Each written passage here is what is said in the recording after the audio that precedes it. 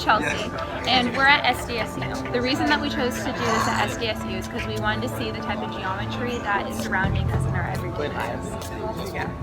Now we're going to be talking about the sum of the angles in a polygon. Right here we have a square, and we can figure out the sum of the angles by using the formula n minus 2 times 180. N is representing the number of sides on the polygon, which in a square there are 4 sides. So it would be 4 minus 2, which is 2, and then multiply that by 180, which you get 360 degrees. So the sum of the angles inside the square is going to be 360 degrees.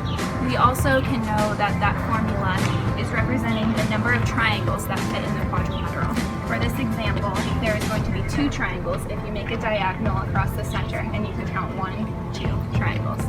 Now we're going to move down to West Commons to look for the sum of the interior angles of a triangle. So this is an equilateral triangle with an angle of 60 degrees, and so 60 plus 60 plus 60 equals 180 degrees. We can also prove that a triangle of 180 degrees equals half of a square, and a square is equal to 160 degrees, half of a square, half of 360 and 180 degrees. So now we're over behind us to discuss how to find the area of a rectangle. So a rectangle is a parallelogram at least with right angles. And area is the amount of square units that each space occupies.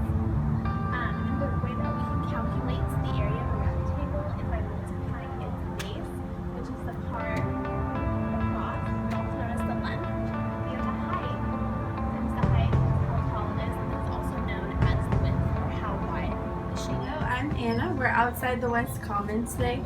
We found an oblique triangular pyramid. It's oblique because it's slanted and the triangles on the lateral faces are not equilateral. It's a triangular pyramid because the base on the bottom is a triangle. There are 4 faces that are triangular, the 3 on the sides and the 1 on the bottom. There's 6 edges and 4 vertices, including the apex. So there's 3 edges on the sides and then 3 edges on the base, and then 3 vertices on the base, and then 1 apex at the top where all the edges meet. There are 3 lateral edges on the sides. The 3 lateral edges and faces are encompassing the edges and faces that exclude the base. Hi, Matthew 11. My name's Bree, and today we're outside of Scripps Terrace, and I'm going to teach you about symmetry. Woo! Alright, so if you want to follow me down, we got some rectangles to show. Here, we have one rectangle. It's in a brick. This rectangle has 2 rotational symmetries and 2 the other kind of symmetries, which is reflection, 2 reflection symmetries.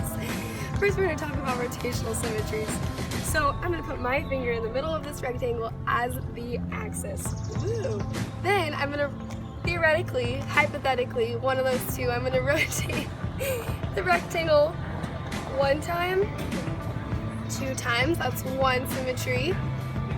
1 time, 2 times, that's 2 rotational symmetries of 180 degrees, and then 180 plus 180 degrees, that's 360 degrees.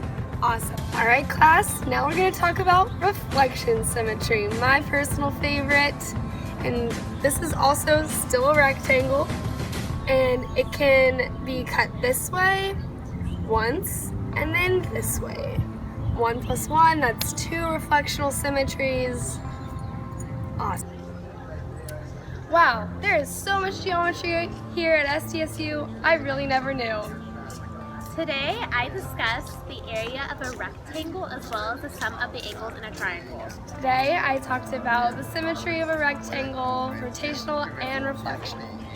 Today I talked about the characteristics of a pyramid.